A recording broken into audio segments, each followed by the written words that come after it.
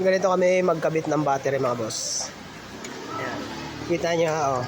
Hindi pa na ikakabit namin yung ground or yung negative ng battery. Pakita ko sa inyo dito. Ito yung tinatawag na OBD pang series.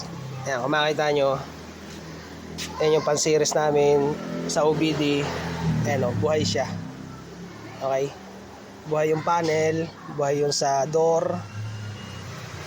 Pero dito sa ating battery main or sa main battery, wala pa yung negative. Yan yung technique para hindi siya ma-reset yung system or yung sa computer box. Ayan o. Pakita ko ulit sa inyo. Pag binuksan, mayroong naka-series na extra battery nakalagay sa OBD. Buhay ang panel. Ayan o. Okay. So yun lang. Pinakita ko lang sa inyo kapag kami nagkakabit ng battery installer natin. Okay, salpak mo na. Okay na yan. Okay, ayos na. Naikabit na namin yung battery. Bago na ang battery niyan. Check natin. Tinanggal na rin namin yung series na battery or yung sa OBD. Testingin natin. Start.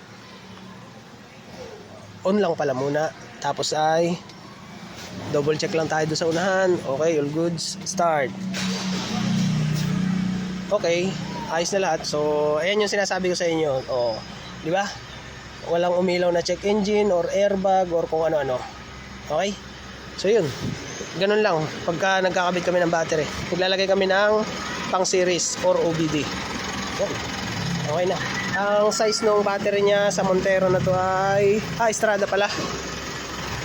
Ayan. 31L Pro. Yan. 800 CCA. Yan. Okay. Ayos na to.